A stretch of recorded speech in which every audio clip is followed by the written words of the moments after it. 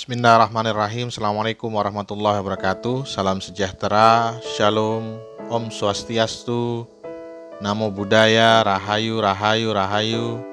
Salam kebajikan dan salam Pancasila.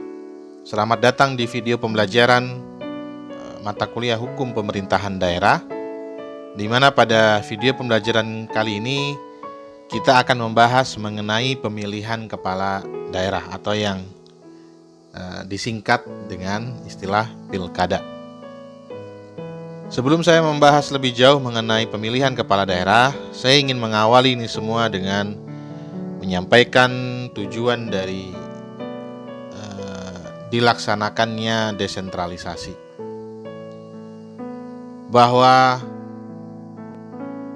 negara kita menerapkan prinsip-prinsip desentralisasi, yakni berupa penyerahan wewenang dari pemerintah pusat kepada pemerintah daerah.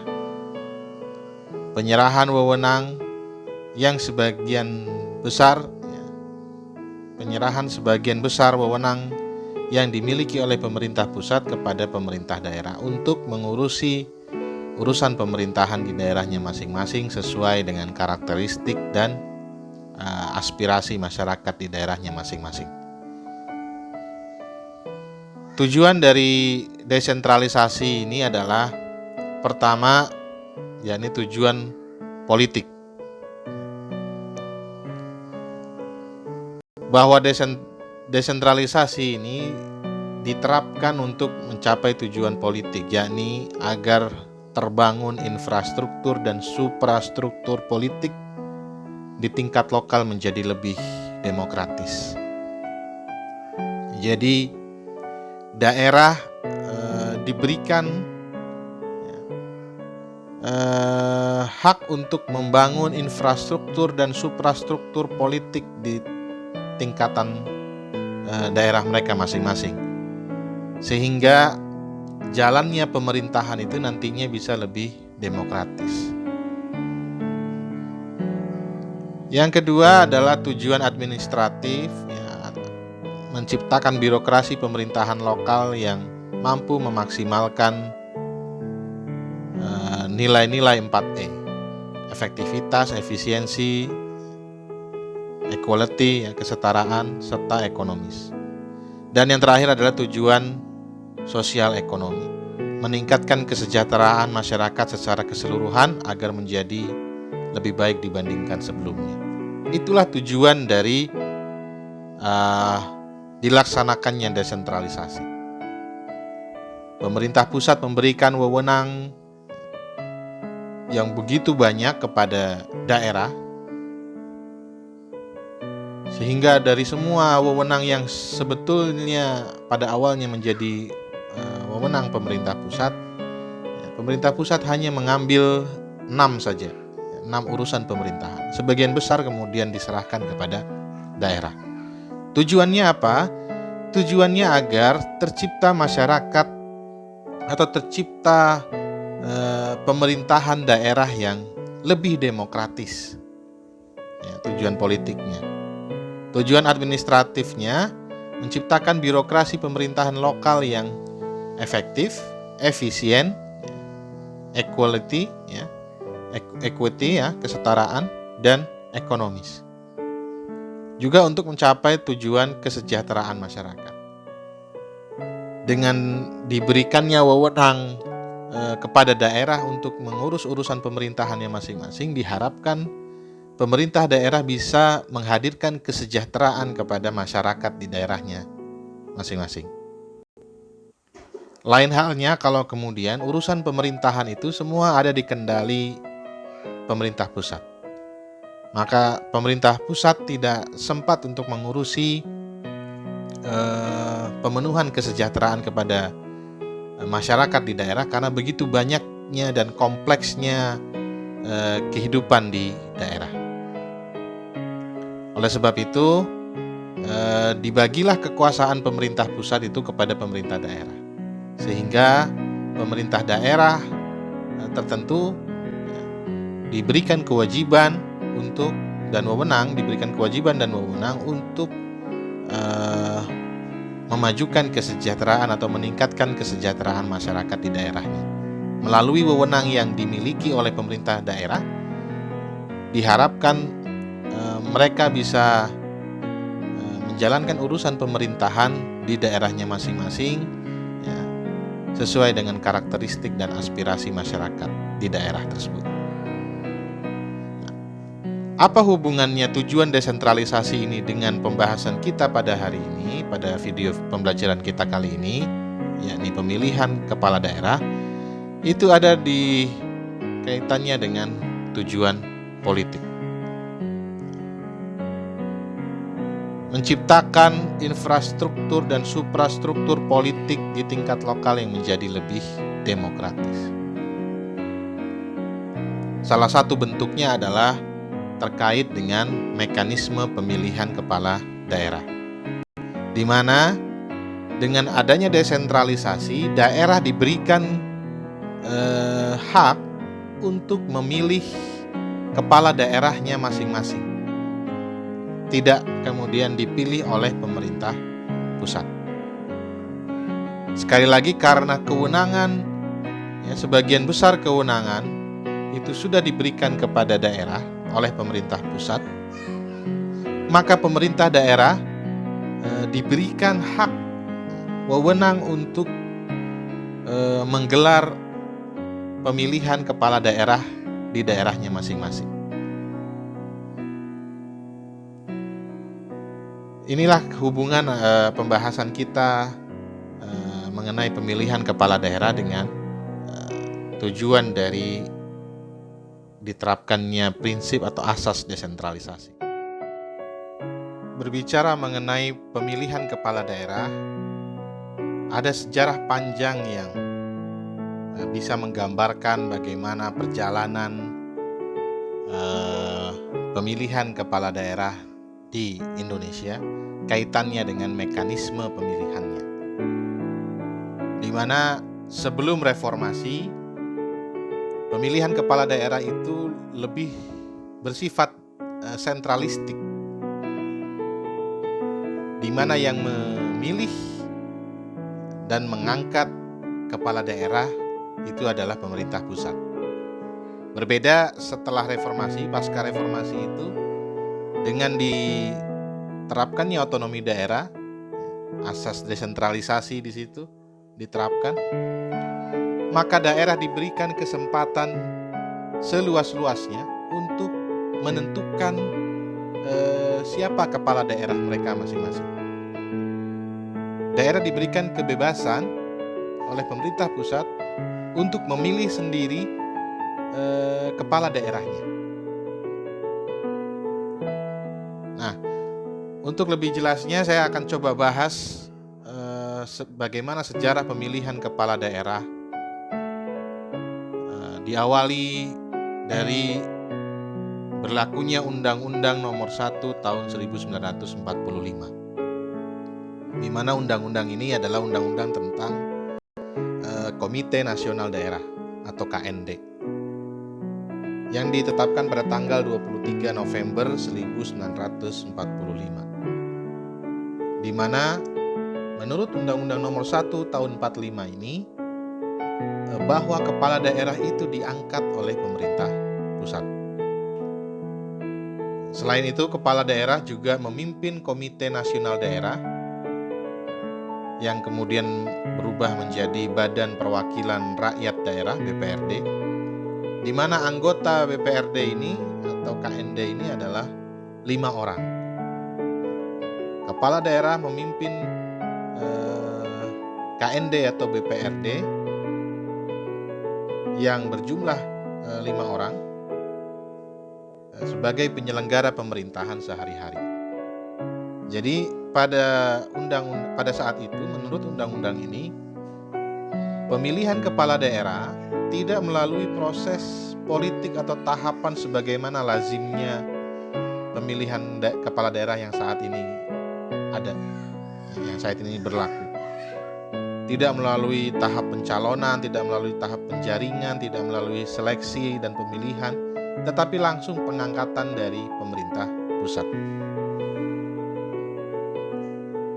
Hal ini dilakukan mengingat pada saat itu suasana politik di Indonesia yang baru saja merdeka belum stabil. Masyarakat masih dalam kondisi yang traumatik, belum juga ada aturan pelaksanaan yang jelas. Selain itu juga DPRD sebagai representasi suara rakyat pada saat itu juga belum ada, karena pemilu belum dilaksanakan. Oleh sebab itu, kepala daerah menurut Undang-Undang Nomor 1 Tahun 1945 ini ditunjuk langsung, dipilih langsung oleh pemerintah pusat. Lalu selanjutnya, setelah Undang-Undang Nomor 1 Tahun 1945 ini dianggap kurang memadai dalam menata penyelenggaraan pemerintahan daerah, maka pemerintah melakukan pembaharuan dengan menetapkan undang-undang terbaru, Undang-Undang Nomor 22 Tahun 1948 yang mengatur mengenai pemerintahan daerah, di mana menurut undang-undang ini kepala daerah provinsi itu diangkat oleh presiden tetapi diajukan oleh DPRD provinsi. Diajukan oleh DPRD provinsi. Adapun untuk kepala daerah kota besar diangkat oleh Mendagri, Menteri Dalam Negeri, diajukan oleh DPRD kota besar. Begitu juga dengan kepala daerah kota kecil diangkat oleh kepala daerah provinsi, diajukan oleh DPRD kota kecil. Jadi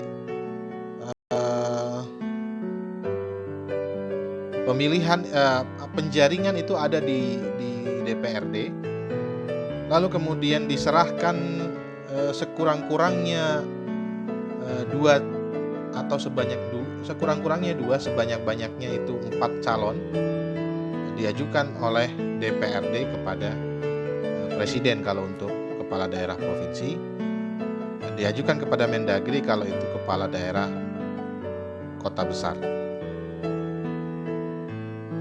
Jadi penjaringannya ada di DPRD. DPRD kemudian menetapkan 2 calon, ya, paling tidak ada 2 calon, paling banyak 4 calon. Lalu pada perjalanan selanjutnya dibuatlah undang-undang yang baru, ini Undang-Undang Nomor 5 Tahun 1974 mengenai pokok-pokok pemerintahan daerah, di mana pada undang-undang ini juga karakteristik sentralistiknya masih kental. Sama saja dengan undang-undang sebelumnya bahwa DPRD melakukan penjaringan calon kepala daerah, lalu diajukan kepada presiden melalui Mendagri untuk kepala daerah tingkat 1, diajukan kepada Mendagri melalui gubernur itu untuk kepala daerah tingkat 2. Jadi dijaring dulu di DPRD, baru kemudian diajukan kepada pemerintah pusat untuk ditetapkan kepala daerah yang terpilih. Itu adalah undang-undang yang berlaku dengan mekanisme pemilihan kepala daerah yang berlaku pada masa sebelum reformasi. Setelah reformasi kemudian dibuat Undang-Undang Nomor 22 Tahun 1999, di mana pasca reformasi ini undang-undang mengenai pemerintahan daerah itu sudah terasa semangat desentralisasinya. Jadi undang-undang ini menjadi momentum bergesernya bandul dominasi pusat ke daerah, di mana pemerintah pusat memberikan kewenangan seluas-luasnya kepada daerah masing-masing untuk mengurus urusan pemerintahannya sendiri. Di mana Undang-Undang Nomor 22 Tahun 1999 ini menetapkan bahwa mekanisme pemilihan kepala daerah itu bersama-sama dengan wakil kepala daerah dan dipilih oleh DPRD. Lalu pada Undang-Undang Nomor 32 Tahun 2004, kepala daerah dan wakil kepala daerah dipilih secara langsung oleh rakyat. Nah, disinilah ada pergeseran lagi. Pada Undang-Undang 22 Tahun 1999, kepala daerah dan wakil kepala daerah memang dipilih oleh daerah masing-masing, bukan ditentukan oleh pemerintah pusat. Tetapi pemilihan di daerah ini dipilih oleh DPRD. Pemilihan kepala daerahnya ini dipilih oleh DPRD. Berbeda dengan Undang-Undang 32 Tahun 2004, pemilihan kepala daerah itu dilaksanakan secara langsung oleh rakyat. Rakyat memilih one man one vote.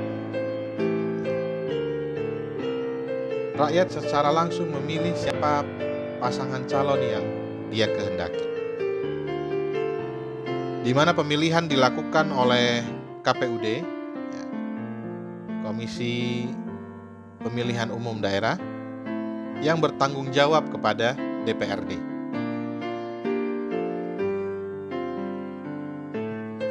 Menurut undang-undang ini, pasangan calon itu dicalonkan oleh partai politik atau gabungan partai politik, di mana partai politik atau gabungan partai politik yang berhak untuk mendaftarkan pasangan calon itu adalah partai politik atau gabungan partai politik yang memenuhi persyaratan perolehan sekurang-kurangnya 15% dari jumlah kursi DPRD. 15% dari jumlah kursi DPRD. Berbeda dengan Undang-Undang 22 Tahun 99, di mana pemilihan kepala daerah dan wakil kepala daerah itu dipilih oleh DPRD. Di mana pemilihan kepala daerah itu dilakukan atas dasar pencalonan fraksi-fraksi di DPRD. Kemudian dipilih oleh anggota DPRD. Sedangkan pada Undang-Undang 32 Tahun 2004 itu pemilihan secara langsung oleh rakyat, di mana pasangan calon yang bisa dipilih oleh rakyat yang berhak untuk ikut kompetisi dalam perebutan kursi pemilihan kepala daerah, kursi kepala daerah dan wakil kepala daerah, itu adalah calon yang didukung atau diajukan oleh partai politik atau gabungan partai politik yang memiliki suara 15% kursi di DPRD. Lalu pada perkembangannya pada 2007 ada terobosan penting dalam pemilihan kepala daerah, di mana Mahkamah Konstitusi saat itu mengeluarkan putusan yang membuka ruang bagi calon perorangan untuk berkompetisi menjadi seorang kepala daerah. Kalau di Undang-Undang 32 Tahun 2004 dikatakan bahwa pasangan calon kepala daerah itu adalah yang diusung oleh atau diajukan oleh partai politik atau gabungan partai politik. Tetapi sejak 2007 dengan adanya putusan dari Mahkamah Konstitusi, maka pasangan calon perseorangan pun berhak untuk berkompetisi tanpa didukung atau diajukan oleh partai politik tertentu. Itu sejak 2007. Lalu sejarah pemilihan kepala daerah berkembang lagi dengan dibuatnya Undang-Undang Nomor 23 Tahun 2014. Di sini ada perubahan lagi, di mana pemilihan kepala daerah kembali lagi dipilih oleh DPRD, sama dengan Undang-Undang Nomor 22 Tahun 99. Yang kemudian banyak pihak menganggap Undang-Undang 23 Tahun 2014 yang mengatur mekanisme pemilihan kepala daerah oleh DPRD itu sebagai langkah mundur ke belakang. Dianggap tidak demokratis bagi sebagian kalangan. Dan ini cukup membuat gelisah pemerintah pada saat itu, yakni Presiden Susilo Bambang Yudhoyono, sehingga pemerintah pada saat itu mengeluarkan peraturan pemerintah pengganti undang-undang nomor 1 tahun 2014 tentang pemilihan gubernur, bupati, dan wali kota. Yang pada intinya pada saat itu pemerintah bersikukuh untuk tetap melaksanakan mekanisme pemilihan kepala daerah secara langsung. Dengan adanya, jadi yang ketentuan yang terkandung di dalam Perpu ini, peraturan pemerintah pengganti Undang-Undang nomor 1 tahun 2014 ini, bahwa pemilihan kepala daerah itu dilaksanakan melalui mekanisme pemilihan secara langsung. Jadi dikembalikan lagi. Karena pada saat itu pemerintah SBY menganggap bahwa pemilihan secara langsung adalah pemilihan kepala daerah yang lebih demokratis. Hal ini kemudian semakin diperkuat dengan peraturan pemerintah pengganti undang-undang yang kemudian disetujui menjadi undang-undang, di mana Perpu nomor 1 tahun 2014 itu kemudian disetujui menjadi undang-undang dan kemudian diatur dalam Undang-Undang nomor 1 tahun 2015 tentang penetapan Perpu nomor 1 2014 menjadi undang-undang. Dan dasar hukum yang kemudian sampai hari ini berlaku terkait dengan pemilihan kepala daerah itu adalah tadi Undang-Undang nomor 1 tahun 2015,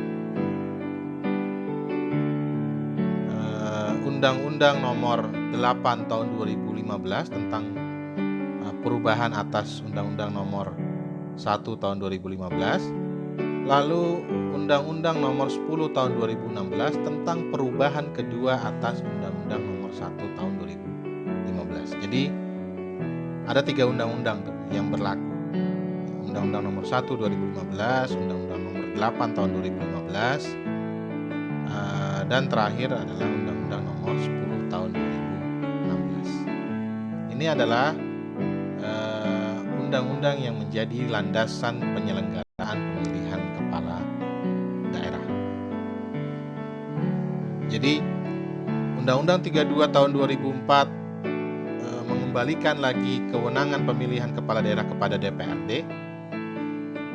Undang-Undang 23 2014. Undang-Undang 23 tahun 2014 mengembalikan kewenangan DPRD untuk memilih kepala daerah. Tetapi pada saat itu kemudian ditolak oleh pemerintah sehingga pemerintah membuat Perpu nomor 1 tahun 2014 yang mengembalikan pemilihan kepala daerah itu menjadi mekanisme secara langsung.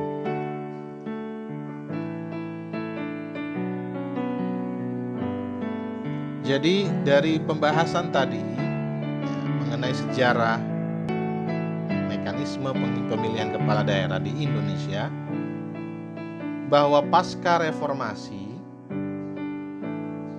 kita sudah melaksanakan pilkada secara langsung dengan berbagai kelebihan dan kekurangannya. Kita juga pernah menjalankan pemilihan kepala daerah ini juga melalui mekanisme dipilih oleh DPRD. Dan pada penghujung 2014, dinamika politik di parlemen menghendaki agar kepala daerah dikembalikan dipilih oleh DPRD. Berbeda dengan Undang-Undang 32 tahun 2004, Undang-Undang sebelum 23 tahun 2014, di mana pada 32 tahun 2004 pilkada itu dilaksanakan secara langsung oleh rakyat. Dengan adanya Undang-Undang 23 tahun 2014 ini memunculkan pro kontra di masyarakat, di berbagai macam kalangan.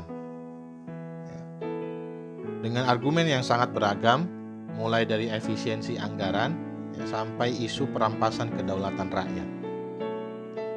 Jadi mengapa kemudian dikembalikan lagi kepada DPRD untuk pemilihan kepala daerah itu? Karena salah satu alasannya adalah untuk efisiensi anggaran. Kalau melalui mekanisme pemilihan umum, pemilihan secara langsung, maka akan memunculkan pemborosan anggaran.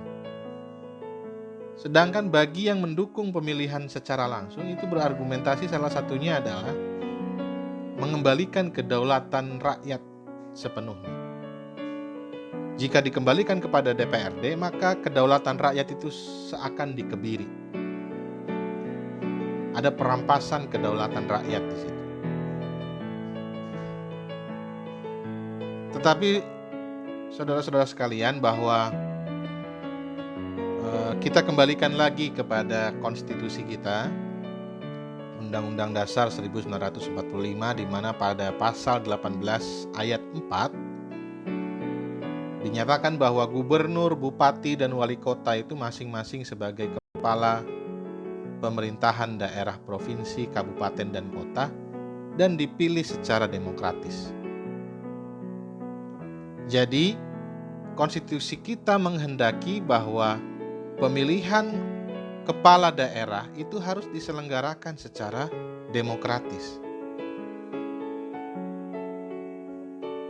Lalu mana yang paling demokratis? Atau mana pemilihan yang demokratis yang sesuai dengan konstitusi? Apakah pemilihan kepala daerah melalui DPRD, ataukah pemilihan kepala daerah melalui pemilihan secara langsung? Maka pada dasarnya sebetulnya dua cara pemilihan tersebut, baik melalui DPRD ataupun melalui pemilihan secara langsung oleh rakyat, itu sebetulnya sama-sama menggambarkan demokrasi, sama-sama menggambarkan kedaulatan rakyat. Di mana kalau dipilih oleh DPRD itu adalah gambaran dari demokrasi perwakilan, sedangkan kalau dipilih secara langsung oleh rakyat itu adalah gambaran demokrasi langsung. Sehingga bisa dikatakan bahwa dua mekanisme pemilihan kepala daerah ini bisa dikatakan sesuai dengan amanat konstitusi kita. Jadi sama-sama demokratis. Nah, inilah yang kemudian jadi bahan untuk diskusi kita. Menurut Anda, kira-kira Anda lebih suka yang mana? Anda lebih setuju yang mana? Apakah pemilihan kepala daerah yang secara langsung, ataukah pemilihan kepala daerah yang dipilih oleh DPRD? Silakan nanti Anda sampaikan pendapat Anda. Kira-kira begitu untuk pembahasan pada video pembelajaran kita kali ini. Terima kasih sudah menonton video ini dan semoga bermanfaat. Semoga Anda bisa memahaminya dengan baik. Saya akhiri. Assalamualaikum warahmatullahi wabarakatuh.